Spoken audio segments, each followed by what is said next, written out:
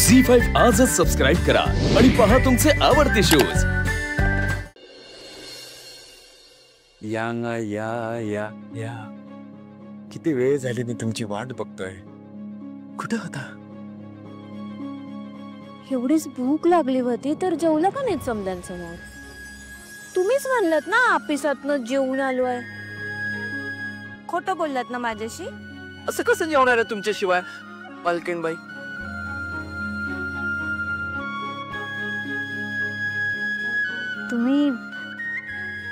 तुम्ही हे असं मालकीनबाई कशापायी म्हणताय? तुम्ही मला असं धनी कशापायी बोलताय?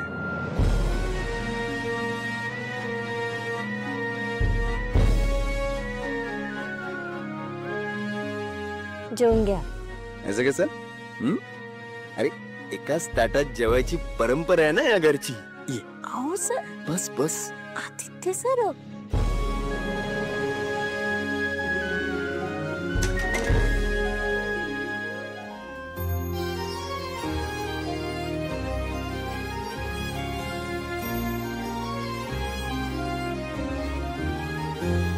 आभाळा संग मातीचं नांदन, जीव झाला चकवा चांदन। आभाळा संग मातीचं नांदन, जीव झाला चकवा चांदन।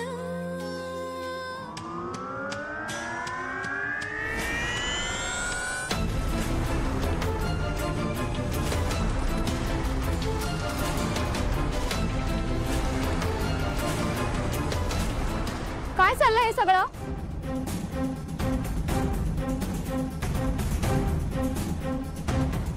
पारू,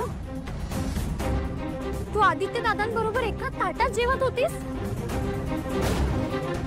माहित नाहीये का तुला की आजच्या दिवशी फक्त नवरा आणि बायको एका ताटात जेवतात? प्रिया,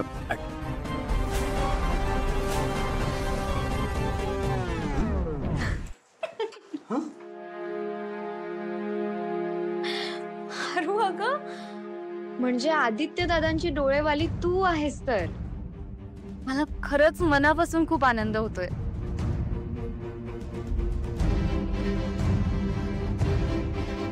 तुला माहितीये पारू, गेले कित्येक दिवस जेव्हा मी विचार करायचे ना की माझी होणारी जाऊ कशी असेल, तेव्हा माझ्या डोळ्यासमोर नेहमी तुझा चेहरा यायचा।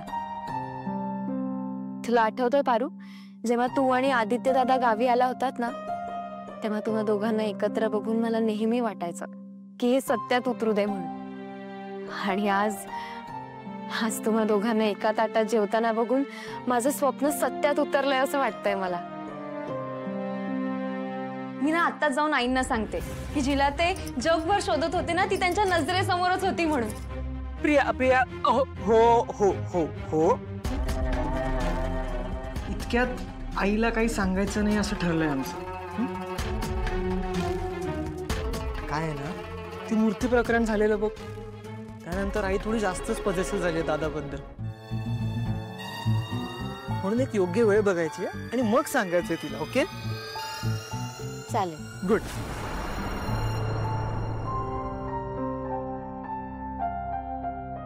आरू, आजपर्यंत तू फक्त माझी मैत्रीण होतीस, पण आता तू माझी मोठी जाऊ म्हणून या घरात येणार आहेस।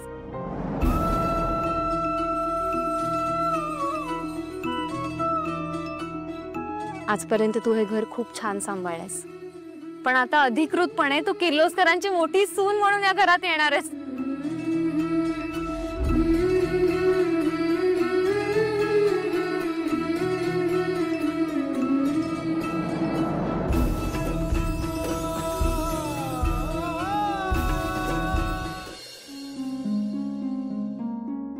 पारू, ऐक ना, आजचं दुपारचं आमरस शिल्लक आहे का?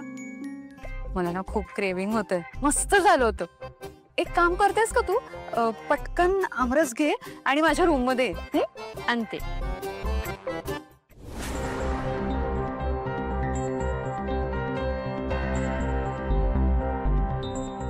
पारू थांब, तुझ्या गळ्यात ही चेन कुठून आली?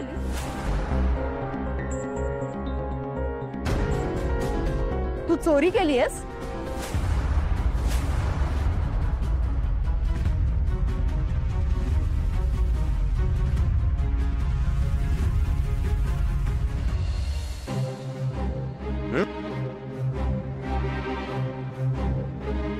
काय ग? आता काय झालं? आदित्य सर, तुम्ही इकडं जेवणाचं गाठ घातलं म्हणून प्रिया मॅडमच्या लक्षात आलं. काय मग त्या होत्या म्हणून त्यांनी समजून घेतलं. त्यांच्या जागी जर का दामिनी मॅडम किंवा दुसरं कोणी असतं जर यार तू सतत काहीतरी खुचपट काढत असतेस का? नाहीतर एकतर माझ्यावर रागवत असतेस. कधीतरी प्रेमाने बोल. निदान आजच्या दिवशी तरी प्रेमाने बोल. आजचा दिवस किती चांगला आहे पारू. पारू, आपलं प्रेम आजच्या दिवसासारखं अक्षय राहील असं काहीतरी बोल. हे बघ, आपल्या घरची परंपरा आहे ना, नवरा बायकोने एकाच ताटात एकत्र जेवायची. खरं तर मला ना तुला काहीतरी असं छान सोन्याचं काहीतरी गिफ्ट करायचं होतं, पण मी विसरलो. आदित्य सर, असं काय करताय तुम्ही? तुम्ही मला एवढं सुंदर कानातलं दिलं आहे आणि काय पाहिजे?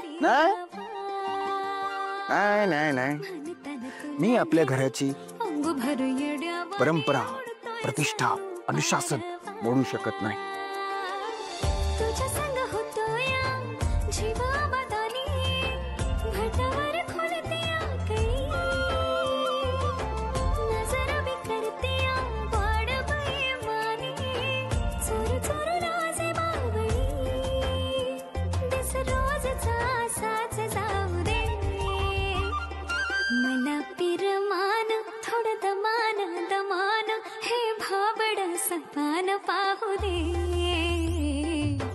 आदित्य सर, काय करताय तुम्ही? माझी आई आहे ना, ही रूढी परंपराच्या बाबतीत खूप पक्की आहे. कळलं? आता समजा आपलं लग्न झालं असतं तर तिने मला तुला काहीतरी गिफ्ट द्यायला लावलंच असतं. आता मी लवकरच तुझ्या गळ्यात छान एखादं सोन्याचं मंगळसूत्र घालेनच, पण तोपर्यंत माझ्याकडून अक्षय तृतीयाची ही छोटीशी भेट.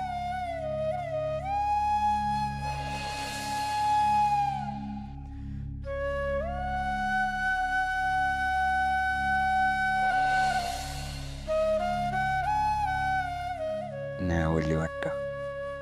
नाही आवडली का? नाही नाही, तसं नाही. आवडली.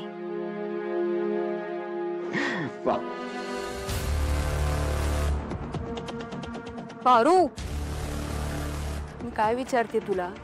तू या घरात चोरी केलीयस? ही चेन तुझ्या गळ्यात कुठून आली? आज आज दादासाहेबांनी आदित्य आणि प्रीतमला दिली होती ना अशी सेम चेन. एक मिनिट, तू तू कुणाच्या रूम मध्ये जाऊन चोरी केलीयस पारू? तू ना पटपट बोल. तू ना असं नाही ऐकणार. आज काहीही झालं तरी वहिनींसमोर तुला नेणार आणि या घरातून तुझी कायमची हकालपट्टी करणार. त्याशिवाय नाव नाही लावणार मी. दामिनी. झी5 आजच सबस्क्राईब करा आणि पहा तुमचे आवडते शोज